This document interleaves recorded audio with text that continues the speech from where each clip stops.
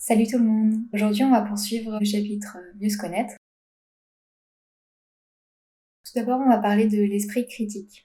C'est important d'avoir son propre esprit critique, d'avoir ses propres opinions, même si elles sont à contre-courant, parce que cela vous permet de déterminer vos valeurs et vos convictions. On peut avoir tendance à avoir emmagasiné des croyances et des opinions qui ne nous ressemblent pas forcément. Ce sont des croyances qu'on a accumulées soit dans notre milieu familial, à travers notre éducation, dans notre milieu professionnel, ou même en général, comme il faut souffrir pour être belle, tous les hommes sont de nature infidèle, à 30 ans il faut que j'ai fondé une famille pour avoir réussi ma vie, un homme viril ça ne pleure pas. Plein de croyances comme ça, avec lesquelles on n'est pas forcément en accord, et pourtant qu'on a bien ancré dans notre tête. Après, évidemment, l'idée, c'est pas de jeter toutes nos croyances. Il y en a avec lesquelles on est en accord, et c'est très bien comme ça. Celles dont il faut se débarrasser le plus vite possible, c'est celles qui nous freinent, celles qui nous emprisonnent, celles qui nous empêchent d'avancer. Donc, si certaines de vos croyances sont les mêmes que tout le monde, aucun problème si vous êtes en accord avec. Vous n'êtes pas obligé d'être constamment à contre-courant. C'est simplement qu'il faut différencier les croyances qu'on vous a inculquées malgré vous et les croyances qui vous ressemblent. Exercice numéro 1, notez toutes les croyances que vous avez pour en prendre bien conscience et si besoin, remettez-les en question pour pouvoir avancer. Nous avons tous cette tendance plus ou moins à nous comparer aux autres dans tous les domaines. Soit nous les critiquons, soit nous les envions, soit nous les admirons.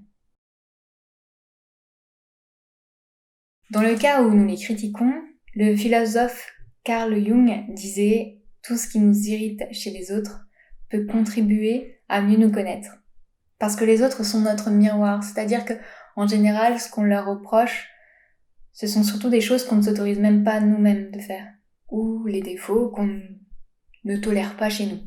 Exercice numéro 2. Listez les choses que vous avez tendance à reprocher aux autres.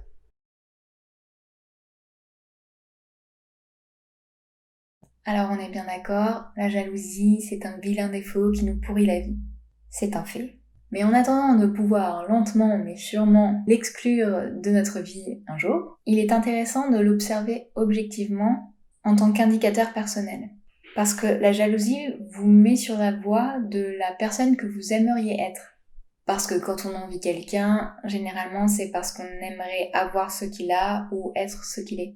Exercice numéro 3. Listez les personnes que vous enviez, puis notez à côté de chacune pourquoi. Pour cela, expliquez ce qu'elles vivent d'après vous et dont vous aimeriez faire l'expérience.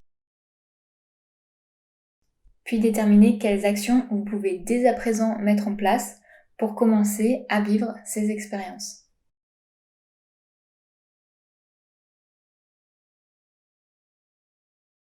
L'admiration est souvent un sentiment agréable et puissant qui va souvent de pair avec l'inspiration et qui nous pousse à nous dépasser.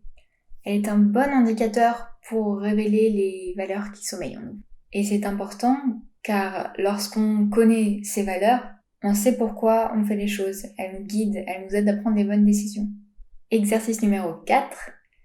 Choisissez 3 personnes que vous admirez, de préférence des personnages fictifs si possible, et notez à côté 3 valeurs ou qualités pour chacune de ces personnes. Faites ensuite la synthèse des valeurs et des qualités, voir s'il y a des choses qui s'entrecroisent, qui se recoupent. Et gardez-le bien précieusement parce que tout ça vous servira quand vous aurez à remplir le cercle, ce dont le monde a besoin, dans votre ikigai.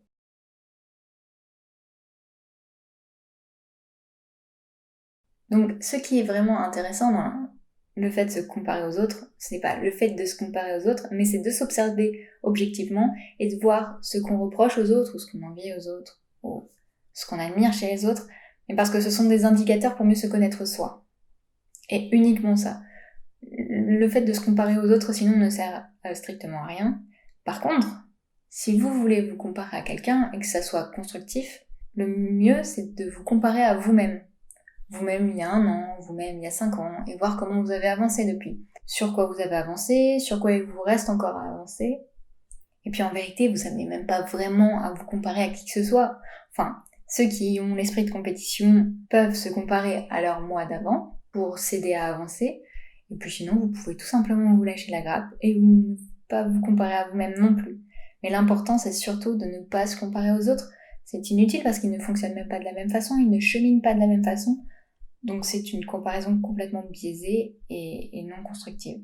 Donc pour ceux qui veulent se comparer à leur moi d'avant, exercice numéro 5, listez tout ce que vous avez accompli depuis un an, puis tout ce que vous avez accompli depuis ces 5 dernières années. Voilà, ça fait déjà pas mal de boulot pour aujourd'hui. Je vous donne rendez-vous à demain.